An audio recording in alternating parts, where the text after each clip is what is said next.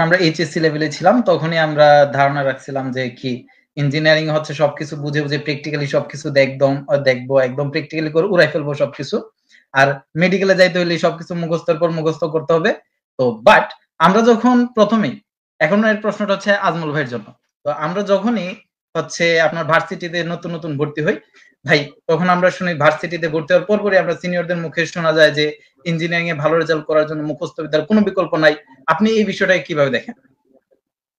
Well, ভালো question. তো আমার ইন্টারমিডিয়েটে একটা মোটো ছিল, না বুঝে একটা ওয়ার্ডও পড়বো না, একটা ওয়ার্ড মানে একটা ওয়ার্ডও, এরকম একটা মোটো ছিল।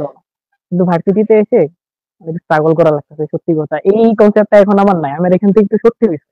আশা করি বুঝতে পারছি আমার মানে কোন জায়গাতে কতটুকু ব্যালেন্স করতে হয়েছে। তারপরে আমি কথাটা বলি যে ইঞ্জিনিয়ারিং মানে ঢুকার সাথে সাথে আমরা শুনি যে ইঞ্জিনিয়ারিং মানে অনেক মুখস্থ করতে হবে, মুখস্থ করে পরীক্ষা ভালো করতে হবে, এই তো।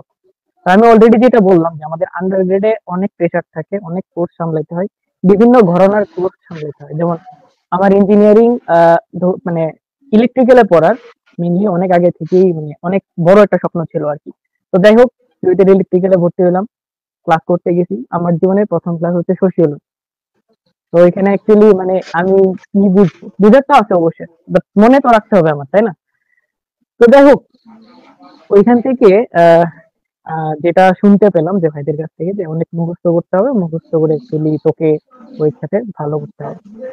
এই যে এত এত আমরা বিভিন্ন ধরনের কোর্স সামলাই, সোশিওলজি সামলাচ্ছি, ইংলিশ সামলাচ্ছি, বিভিন্ন টাইপের কোর্স। তো এত এত কোর্স এত শর্ট টাইমের ভিতরে আমরা যদি ইন ডেপথে ঢুকতে চাই, সেক্ষেত্রে একটা কোর্সই তো প্রপারলি পড়ে শেষ করা যাবে না, বাকিগুলো করতে গেছে, তাই না? প্রবলেমটা হচ্ছে এই জায়গাতে। এখন মুখস্থ আপনাকে কিছু জিনিস করতে হবে বা কিছু কনসেপ্ট আপনাকে ধরেই কাজ করতে হবে। তো ফর এক্সাম্পল আপনি পরীক্ষার আগের দিন রাত ডায়োডের একটা ম্যাথ করতে বসলেন। তো ম্যাথ করার সময় আপনার মনে হলো আচ্ছা, আপনার কনসেপ্টটা আমি বলতেছি, মানে আমি ডিসকারেজ করতেছি না এই জিনিসটাকে, তারপরে একটু বলি যে ডায়োডে হচ্ছে অ্যানোড থেকে ক্যাথোডে কারেন্ট ফ্লো করে। আপনার মনে প্রশ্ন আসলো কেন করে, কিউরিওসিটি থাকা খুবই ভালো, আই ডোন্ট ডিসকারেজ দ্যাট। কোত্থেকে আসে? ইলেকট্রিক ফিল্ডের জন্য আসে। ইলেকট্রিক ফিল্ডে কি করে? ইলেকট্রনকে সুইচ করে। ইলেকট্রন কোত্থেকে আসে?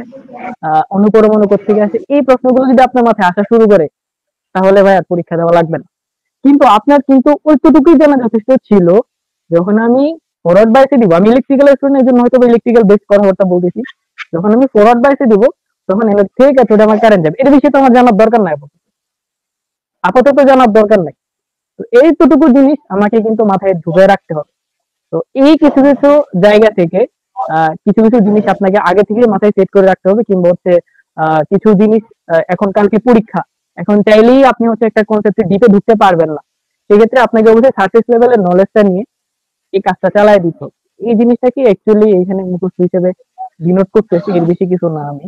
তো ভাইরা যে বলে যে ইঞ্জিনিয়ারিং মানে মুখস্থ করতেই হবে ফার্স্ট ইয়ার থেকে, এটা অ্যাকচুয়ালি পুরোপুরি সত্য না, আবার কিছুটা সত্য।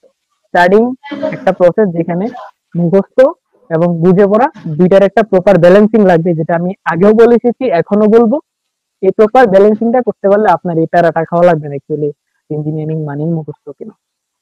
আমি আরো কিছু কথাবার্তা অ্যাড করবো হয়তো বা শেষে, যে আপনি এই জিনিসটাকে আরো কিভাবে ইফেক্টিভ করতে পারেন।